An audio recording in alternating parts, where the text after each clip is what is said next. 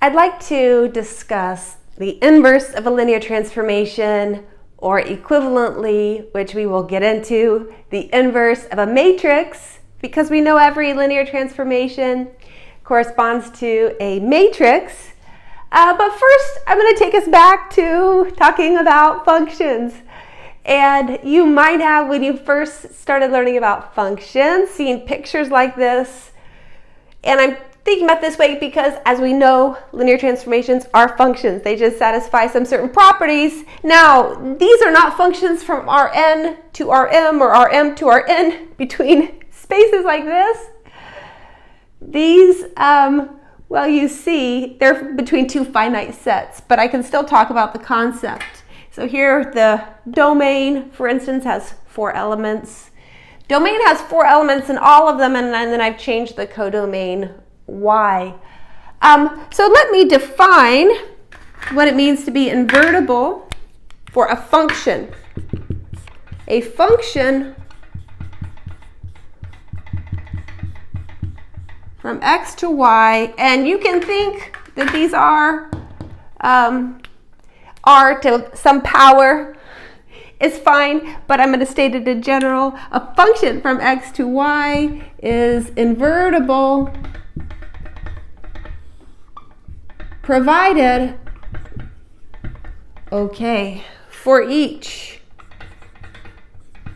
y in the codomain, there is exactly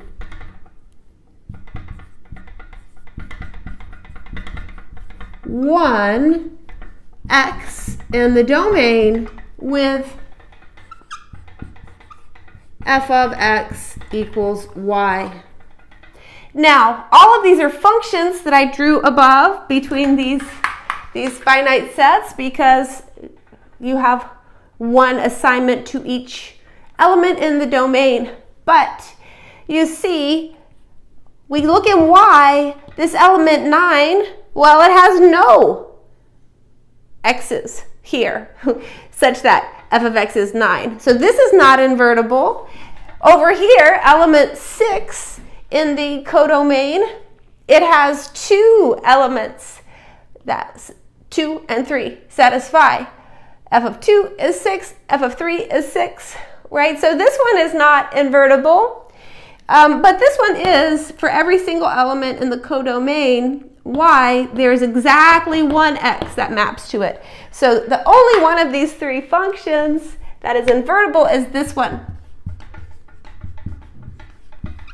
One of the nice things that comes from invertible, so it's a map that goes the other way, because to each y, I can find exactly one satisfying this. And this is telling you a function in the other direction. So we have in this picture, maybe I'll even put it up here, you have this inverse map. This is the invertible that goes the other way. And you might have heard the adjectives 1 to 1 and onto. This one's not onto, and this one's not 1 to 1. Okay, that's fine. Really, we're interested in both, which is invertible. And one way you could state that is as I have stated. We have in this situation this y to x, and f inverse of this y is x, provided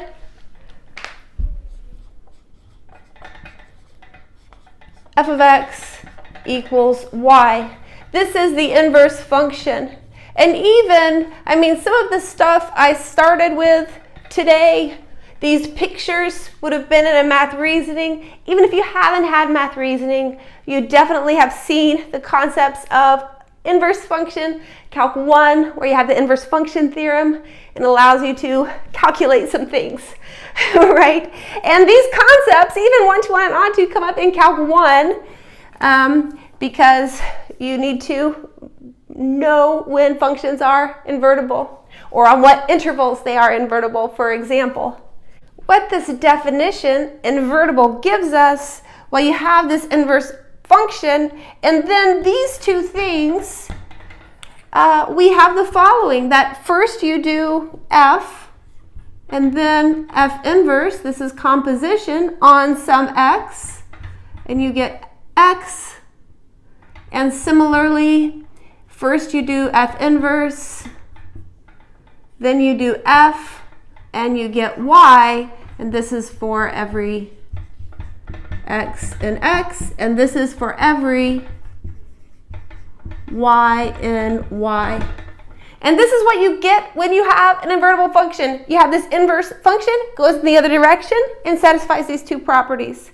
Now, everything I have said is true and holds for linear transformations. Okay, so in particular,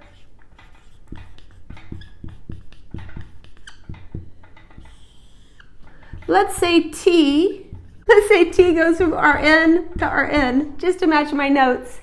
One thing that we absolutely must have, if you have a linear transformation that is invertible, we absolutely need that it's going from Rn to Rn. It's not going to go between two different Rn,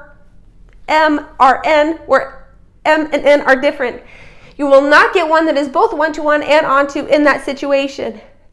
Okay, you can have one-to-one. Let's see, if you're mapping into a bigger dimension space here, you can have onto if you're mapping into a smaller space here, but the only time it's invertible is when you're going from Rn to Rn. They match. Okay, now that I have said that, let us continue with this discussion. So in particular, when you have, if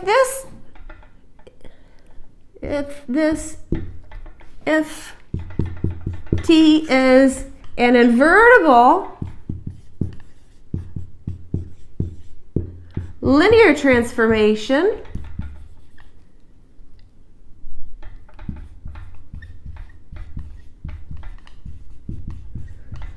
well, then we have this T inverse that goes from Rn to Rn, and it's a linear transformation. So T inverse maps from Rn to Rn and satisfies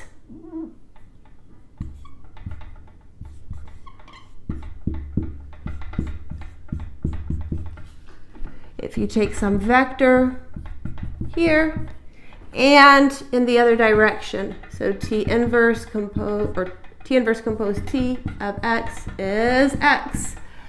Okay, well, very nice. I have just translated something we knew about functions to this linear transformation. I think it's an exercise in your text to prove, in fact, that the inverse is a linear transformation. What I'm going to do is move forward, though. So look, what is this saying here? Well, let's consider the matrices.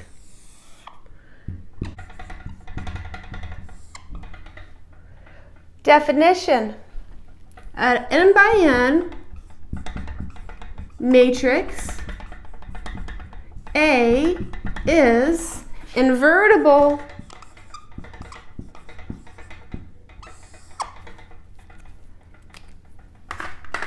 provided the linear transformation, forgot the word the linear transformation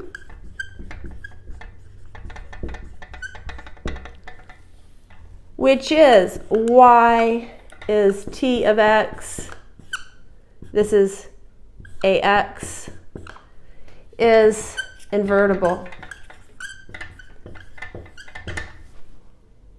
Okay, in the sense of you have a T inverse, okay?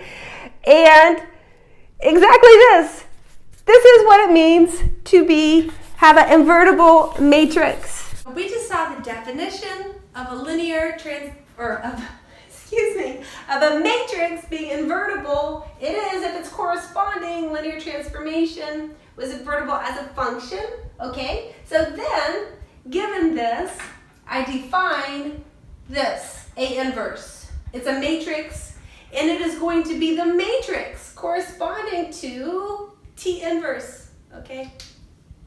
Now, right now, the only thing I know about A inverse is it's a matrix that corresponds to the inverse transformation. But let's figure out something about it, which will be one of the, we'll say defining properties. So what do we know about T and T inverse? Then I'll translate that into something about A and A inverse. We know the following. This says first you apply T, first you apply T inverse, then you apply T to a vector in Rn, and we get back that vector. Or first you apply T, then you apply T inverse.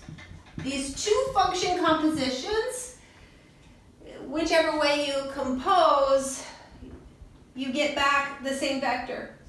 Okay. This is a property of inverse functions, in fact. What does this mean for the matrices? Well, if you remember from last time, the whole reason we started talking about multiplying matrices was because they correspond, or when you multiply matrices on the corresponding transformations, they compose. So here, we have two equations that result from this. The first says that A inverse, well, we'll have to figure out what that is. And this one says that A inverse A is something. But the matrix for this is A inverse A. The matrix for this is A times A inverse. Now, well, we know what the transformation is doing. How would we figure out what the matrix is? The columns are just the transformation evaluated at the standard vectors, E1, E2, E3, like this. And here, if you put E1 into this, it says T compose T inverse E1 is E1. T compose T inverse of E2 is E2. I'll do one more. T compose T inverse of E3 is E3, and on. So this would be the corresponding columns. Would be E1, E2, E3, and on, because that is what is happening under this map to these standard vectors. So this tells us that this is the n by n identity, and similarly this is the n by n identity. So you could take this, not even thinking about transformations if you want, and just take what is the inverse of a matrix. Well, it's any matrix such that you multiply on each side and you get the identity. And in particular, what do we see from this? We see that A and its inverse, they commute, right? Because you multiply in either way and you get the same thing, namely the identity. Okay, well, let us discuss some properties. I will say there are many things that characterize when is a matrix invertible. And at the end of this video, I might show you a big slide and remind you of all of them. There are many things about when is a matrix invertible, or equivalently when is a linear transformation invertible. We will say a few right here. So for an n by n matrix A, period, A is invertible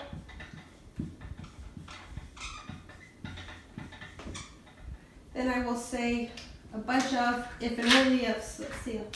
If and only if. Well, one thing I can say is that AX equals B has a unique solution. I could also say the rank of A is n. I could also say the reduced row echelon form of A is the identity. And the final thing I will say is that AX equals 0 has only the solution x equals 0. So let me discuss a few of these. First of all, this first one, well, I'll discuss all of them. But these 1, 2, 3, 4 are all equivalent to saying that the matrix A is invertible. In particular, you have an A inverse that composes in each direction to give you the identity. Or, in particular, the corresponding linear transformation is invertible as a function. Okay, so what's this first one say? Well, this is we can think about in light of the fact that AX is just the linear transformation. And so this is really saying, oh, I should add to this. This is for any B, N, Rn, and now this looks better. This is really saying that you give a y in Rn. There exists an x, unique, such that t of x is y. So this is translating the statement of T being invertible into just the statement about the matrix. Okay, so this really comes from the transformation. Now, if you have, or let's think about this one and some of these being the same. Well, if you know you're in this situation, AX equals B, if you have a unique solution, you are n by n with no free columns, or no free variables, I should say. No free variables, means you have a leading one in every column. Your rank is n, if and only if your reduced row echelon form is the identity, right? This sort of observation comes from what we discussed a few videos ago when we started talking about rank and linear systems. So these three are all equivalent. I have recopied just to give me a little more space, but I wanted to comment on why is this the case that AX equals 0 is equivalent to being invertible, or AX equals 0 having only the 0 solution is equivalent to this or equivalent to any of these? Well, first of all, 0 is always a solution. So in particular, this system will never be inconsistent. It has at least one solution. It's 0. So you only have the possibilities of one or infinitely many. So if you have only one, meaning 0, then you're not going to have any free variables. You will have, once you reduce to reduced row echelon form, you will have leading ones in every column. That says the rank is n. This says the reduced row echelon form must be the identity.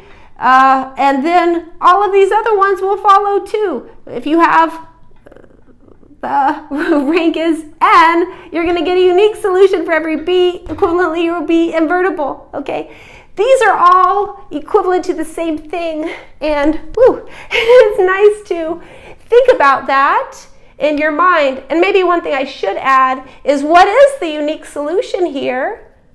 So this, for this one, the unique solution, we know what it is. It's x is A inverse times b, like this, for the inverse matrix. Now I will have a few more characterizations of when a matrix is invertible, but before I get to that, let's talk about how do we find the inverse. Okay, so I will do this below. I have the space now that I have recopied. How to find A inverse. Well, what we want to do is so given A is going to be n by n, okay, we form it's going to have n rows, it's going to have 2n columns, and it will look like this. We put A, then we put the n by n identity. And then, well, you want to find the reduced row echelon form of this A identity. Well, okay, I'm just going to write it this way. Oh, no, I'll do two parts. Number one, if this reduced row echelon form, which means we are now performing row operations, right? The elementary row operations on this matrix, right? If this has this form, the identity followed by some matrix B, then B is A inverse. So we have found the inverse. On the other hand, if we start row reducing using elementary row operations, and this does not have this form,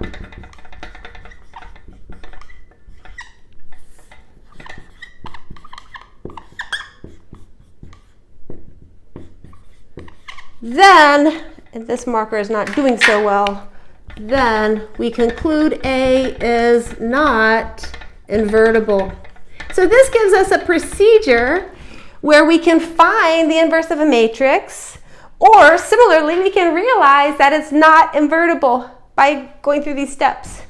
So let me try to see if I have another marker. Okay, we'll try this one. So let's do an example. We will start with a few 2x2 examples, and then I will do a 3x3, and then we will make some more comments about invertible matrices and some properties. So the first example, let's say, A equals, we'll have 2, 3, 1, 1. Okay, so we form this 2, 3, 1, 1. Put the identity here. And I am just going to start by interchanging row 2 and row 1. I don't have to, but I can get a 1 immediately in this 1, 1 position by doing that, and I don't have to introduce fractions. So I will interchange row 2 and row 1. One, 1, 0, 1, 2, 3, 1, 0. Okay, now what? Well, I want to, this should have a 0 underneath. I have a leading 1, right? So the next step will be I just take -2 row 1, add it to row 2. Then I come over here and do it. So row 1 has not changed. Row 2 is now 0, and then -2. This is going to be a 1. Then we have 1 minus 2.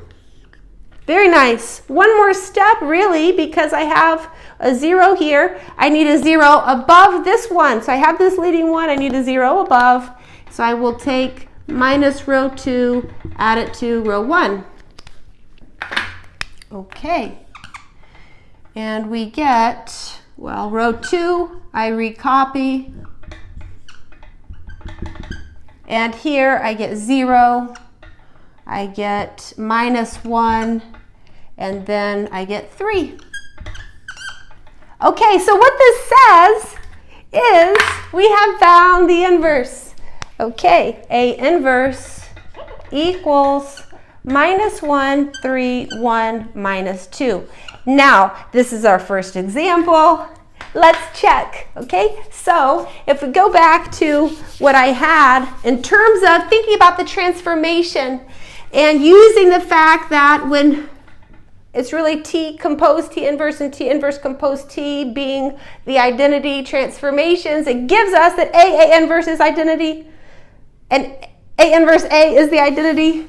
This is what sort of is the defining characteristic of an inverse matrix, so we can check this.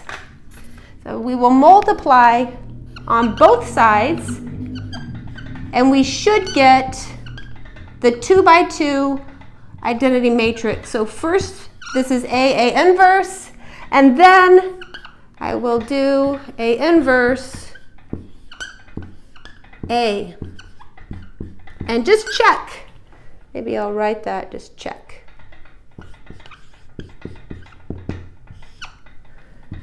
Okay, we get -2 plus 3. We have 6 minus 6, -1 plus 1, and 3 minus 2. So far, so good. Then here, -2 plus 3, -3 plus 3, 2 minus 2, and 3 minus 2. So in fact, this justification or checking, this calculation verifies that this is in fact the inverse of A, because we multiplied on each side, got the identity. Okay, well, let's do a slightly different example. Oh, okay. We will do it here. I will erase this. I'm just going to change one number, and we will do the same thing, try to find the inverse of the matrix through this procedure. So let's make this a 2. And then we form this 2 by 4, 2 rows, 4 columns matrix. Okay, and we start performing elementary row operations. Again, I will just interchange row 2 and row 1 so that I don't have to introduce fractions. Okay, it's fine. So I have 1, 1, 0, 1, 2, 2, 1, 0. And now I want a 0 underneath this leading 1. So I'm going to take -2, row 1, add it to row 2. Okay, now what happens? We get 1, 1, 2, no. Recopy, then perform the operation. We get 0, 0, and then this is 1 minus 1. No, 1 minus 2, excuse me. Now I think we're okay. The zeros, this is a 1, minus 2. Very nice. Well, what does this tell us? Look here. Are we in reduced row echelon form? Well, yes, we are, because look, here is a leading 1, here is a leading 1. You look up, you look down, zeros in the column. You look up, you look down, zeros in the column, and then this leading 1, go this way, every row above it has a leading 1.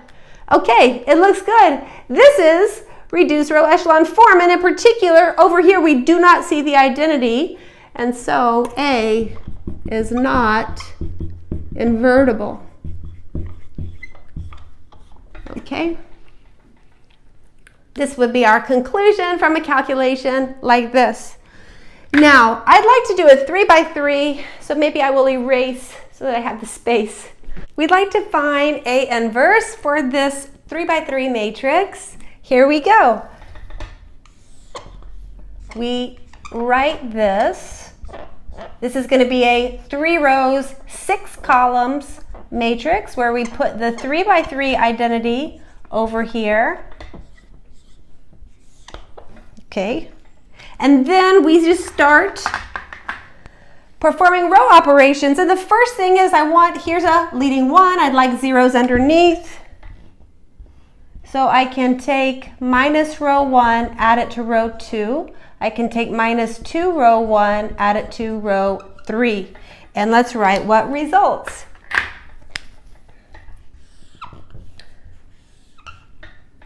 Row 1, I have not changed. Row 2, I just subtract row 1. So this is 0, 1, and then 0, minus 1, 1, 0. And then row 3, I subtract 2 times row 1. This one's 0, minus 6, minus 1, and then minus 2, 0, 1. Okay, well, in fact, we have some very nice things. We have these are both zeros, but then I have this. This will be my next leading 1. It's already a 1, in fact. Okay, so now what do I need to do? Well, I'm going to take 6 row 2 and add it to row 3.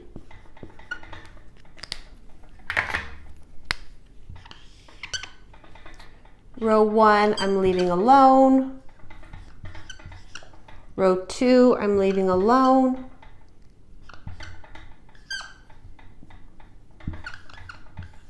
And then this is a 0, 0, minus 1, and then, okay, here I have to think a little bit. 6 times minus 1, minus 6. This is going to be a minus 8. And then this is a 6, and this is still 1. Okay. Well, we're almost there. I only have 2 entries. I still need to make 0. Oh, well, I spoke too soon. I'm going to take minus 1 times row 3. Okay.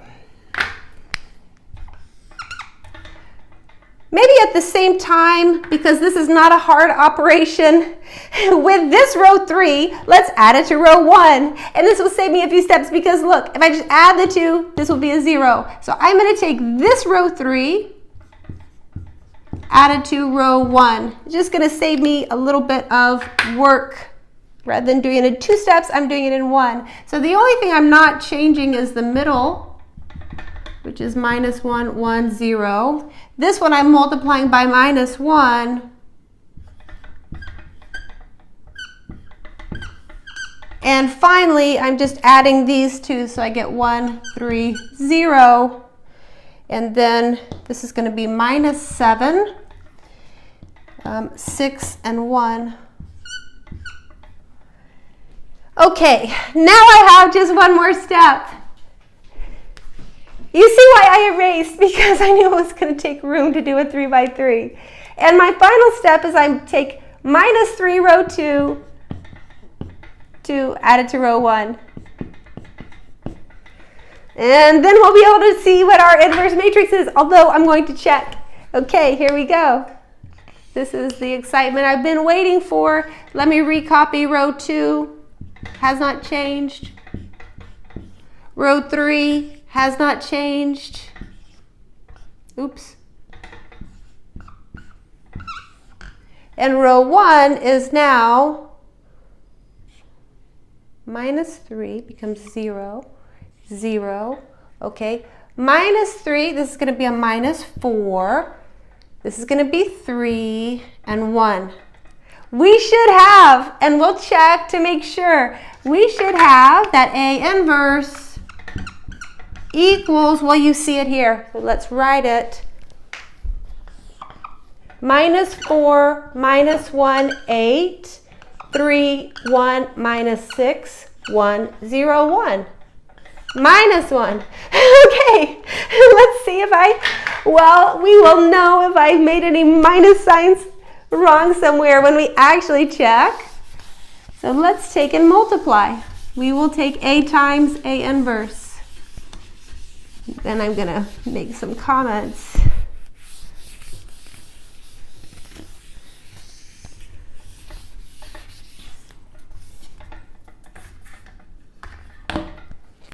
If we multiply, maybe I'll just erase A. Right next to it, I will write A inverse. Minus 4, minus 1, positive 8, 3, 1, negative 6, 1, 0, minus 1. Let's multiply these two matrices. We should get the identity, which has 1 sign in the diagonal, 0s everywhere else. Okay, so I have, this is the 1, 1 entry, minus 4, this minus 3 and plus 8 gives me 8 minus 7, 1. Then here I have 3 plus 3 minus 6. Here I have 1 plus 0 minus 1. Then, now I'm on the second row, I have minus 4 minus another 4 plus 8. Okay, 3 plus 4 minus 6. 2, oh, I jumped. I was about to say, uh-oh, I jumped down to this one. Okay, 1, 0, minus 1. I thought I did make a mistake. My hand moved down a row. I was still doing second row, third column for the 2, 3 entry. Okay, hopefully we're okay. Now I'm on the third row. So I have minus 8 plus 0 plus 8. Then I have 6 plus 0 minus 6. And finally, this is the one I started to do above and started to worry, but it's 2 plus 0 minus 1. Okay. In fact, we see this was A times this thing I called A inverse, and we get the identity. Now, I am not going to check the other way, but I'm going to make a comment. So this is a theorem. Suppose A, B are n by n matrices with BA equals the identity. Okay? So you have any two matrices, n by n. Okay, good. Multiply, you get the n by n identity. Then there's a bunch of things that follow from this. So then 1, A and B are invertible.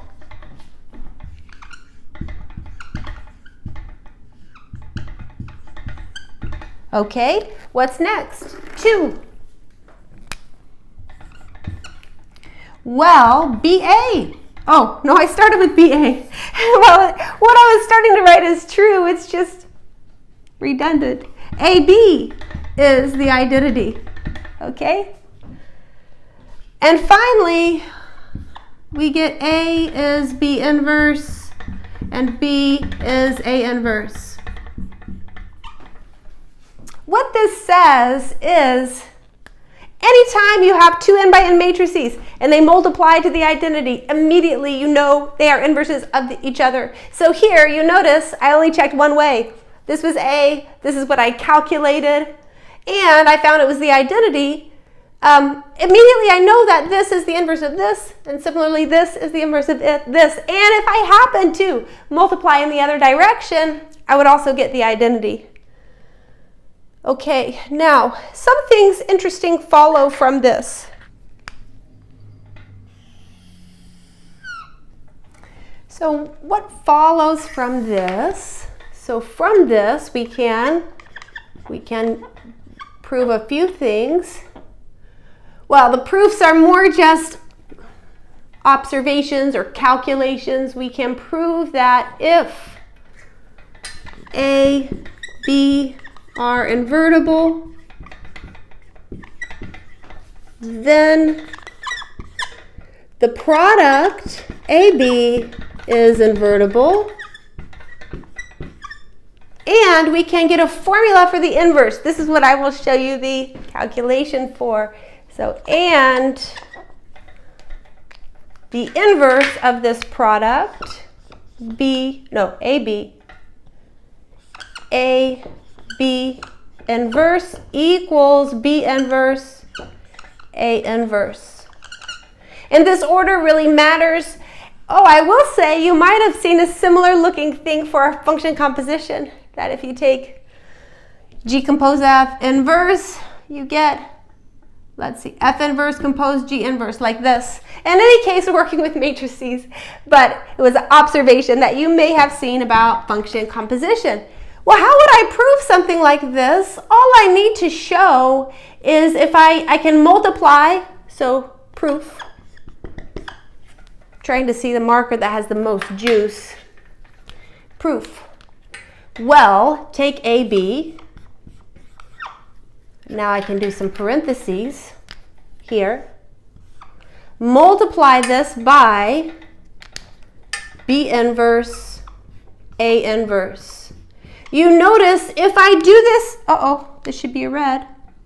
If I make this product and I get the n by n identity, immediately I have proved this part. If AB, that, number one, AB is invertible and AB inverse is B inverse A inverse, because, well, this uses a theorem. To show this is invertible, I just need some matrix such that this times that matrix is the identity. So I'm using this to get this formula for the inverse of a product. Okay, well, matrix multiplication is associative. This is one of the things that we had, meaning all four of these things multiplied, or it looks like 2, but it's really 4. It's just, I can do these in any order. So in particular, I can multiply this first. This would give me the identity. I left off an inverse. So now I have A, the n by n identity, A inverse. The identity times any matrix is itself. So then I just have A inverse, and this is the identity. It's all the way down there. But this is the end of the proof. It was just a calculation. I'll say it again, in order to prove something is invertible, you just need to find some matrix such that, well, they have to be the same size, both n by n, such that when you multiply just in one direction is all you have to verify, you get the identity. Then this is invertible and this is its inverse. Let's do one more similar example, and it uses this theorem that just got erased. And then I'm going to spend some time going back to 2 by 2 matrices. So now suppose we have A, B, C. These are all n by n matrices. And they satisfy, if you multiply all three, you get the identity, n by n. Okay, well, then I will say this, A, B, C, these are all invertible. Why is this? Well, proof. Okay, maybe I'll go back. Let's try the other blue. First of all, let's write it this way. This uses the associativity of matrix multiplication. This says that BC is A inverse. And then if I write it a different way,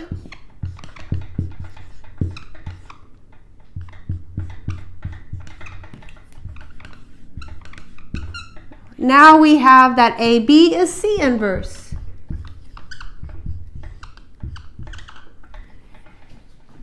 Okay, well, it looks like we can't necessarily say anything about B because it's stuck in the middle.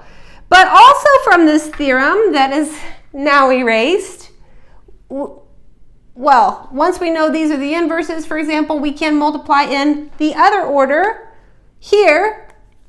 So also we have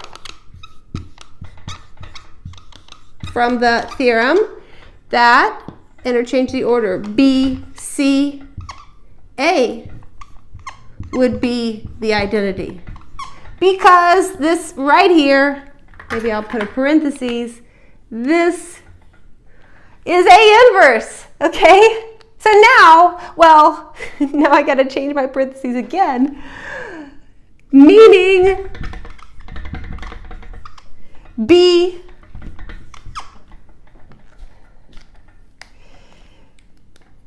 maybe I have to do it in red. This is a dark marker. B, CA is the identity, and this says that CA is B inverse. So it's kind of, well, I kind of like this problem because we have to think about this theorem that I stated and use it and rearrange things and make some observations. But in any case, this is a nice result that we get from using that theorem. Anytime you have three matrices that multiply to the identity, in particular they're all invertible, and you can calculate the inverse. Okay, now let's go back to those 2 by 2 examples that we saw because I want to make a comment about 2 by 2 matrices.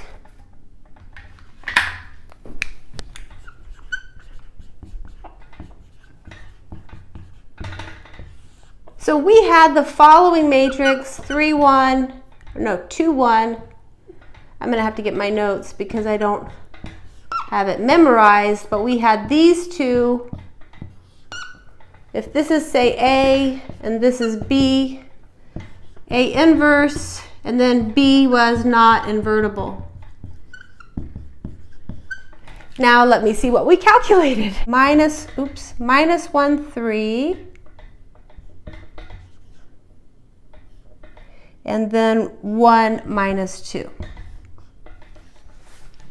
There is a really nice formula for inverses of 2 by 2 matrices, and also with it comes precisely when a 2 by 2 matrix is invertible. Maybe I will state it here. Theorem. If you have a 2 by 2 A, B, C, D. Okay, this is invertible if and only if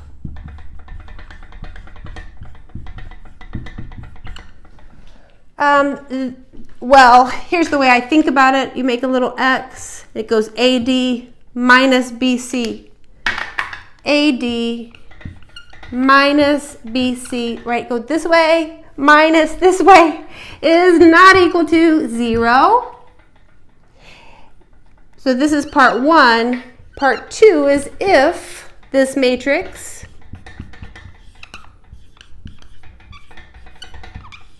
is invertible, then, well, we have a very nice, as I mentioned, formula for the inverse. A inverse is 1 over AD minus BC times, okay, this is how it goes. You flip along the main diagonal, and then you take negatives along this off diagonal. Okay, so this gives us a formula for, maybe I will underline this in green, the inverse. Well, okay, let me say a few more things and then I'll do a quick example here. This quantity, maybe I will continue to write below. This quantity, AD minus BC, is called the determinant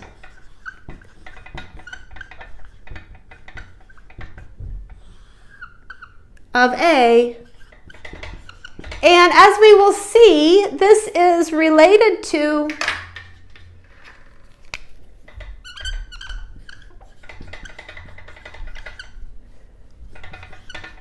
volume, a certain volume in Rn. Certain volume in Rn. And I'll show you what I mean in this, and then I will say that, well, here is R2. But generally, we will have a determinant for an n by n matrix. This is coming in chapter 6. And we will understand the relationship. I'm going to show you, maybe for this one, even today, what it means. But generally, it's related to volume. Well, R2, I could be more specific. It's area. And I will even say what I mean by which area and what the relationship is. But generally, in Rn, is related to n-dimensional volume. We can just do a quick example. We don't have to go through them making the 2 by 4 matrix, performing elementary row operations just to get the inverse of a 2 by 2. Now that we know this, let's take a 2 by 2. 5, 2, 3, 6. Okay, what would if this is A? Well, the determinant of A is, we take 5 times 2 minus 3 times 6. This is 10 minus 18, negative 8. Okay, not equal to 0. This means A is invertible, and A inverse is 1 over the determinant times, now I flip these two, and I take negatives here. And if you want to write this as where you bring the fraction inside, you certainly can. This would be negative 1/4. This would be positive 3/4. This would be positive 3/8 and negative 5/8. So this is the inverse of that matrix. And if you want to check, you can multiply. Let's see. Minus 5/4 plus 9/4, 4/4. That's 1. And then here we have 15/8 minus 15/8. This would be 0. We have 6/4 minus 6/4, or no, minus 6/4 plus 6/4. This is 0. And then finally we have, this is 18/8 minus 10/8, 8/8. This would be 1. Okay, so I talked about verifying You could write that down, everything I said, if you wanted to. One more thing I will mention. I'm going to go back to this first example we had, and I will graph something and just briefly mention. So the text in this section goes into more detail. I'm just briefly mentioning this relationship with area because we do have chapter 6 coming in our future. So I will just draw a picture and talk about what the interpretation would be. So we had this, which was 2, 1, 3, 1. Well, what's the determinant? If this is A, the determinant, we have 2 minus 3. Well, you might be, so we had two different matrices that have negative determinant here. You might be thinking, how's that related to volume? Well, I was not precise, but let me draw a picture and I will mention what it precisely is in our 2, and then it will come to us later in our n. Okay, so let me take the columns of A. I'm going to try and draw my axes a little bit straighter. The columns of A, this is a vector and this is a vector, and I can plot them 1, 2, 3, maybe that's 1. Okay, so one of them is 2, 1. Here's one column of A. I'll make this column of A green. And the other column of A is 3, 1. That's this vector, and I'll make this vector red. Now, these two vectors, if we think back to the parallelogram rule, they form sides of a parallelogram, and this would be how if we wanted to add the two vectors, for example, but I'm not going to do that. So what are the other sides?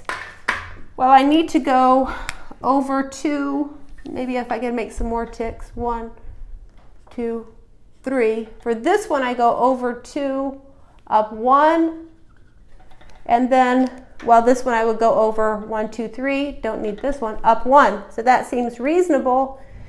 This would be this one, and then this would be this one. This is a parallelogram. Now, this is, if this is say V1 and V2, this is V2 here and V1, it forms a parallelogram. So the statement is the area, what color? I'll shade it blue. The area of this parallelogram is absolute value of the determinant. So this area is the absolute value of the determinant of A, which in this case we have 1 for this area. I would like to end looking at this big slide that puts together many things we have discussed and a few things we did not. So throughout this, T is the transformation corresponding to the matrix A, and that's sort of even explicitly written in 2 where there's this T sub A. In any case, well, the transformation, equivalently, the matrix is invertible, provided, well, any one of these happen, and at the same time, all of them will happen, because any of these alone is enough to check for invertibility. 1 is the definition of a function being invertible, right? And then 2 is also the definition, or as I wrote it, of the matrix being invertible, provided the transformation is, and then the inverse matrix is just defined to be the matrix that corresponds to this inverse transformation.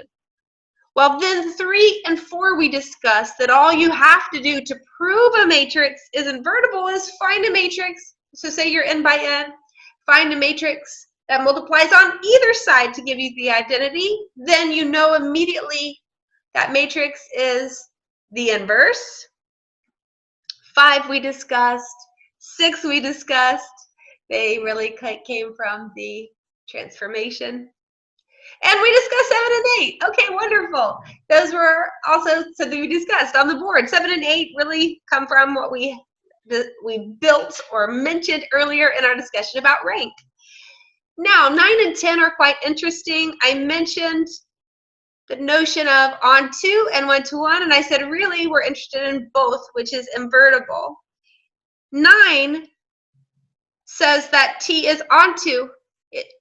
Basically, the definition of onto is that the image is the entire codomain, and this is what 9 says, and 10 says one-to-one.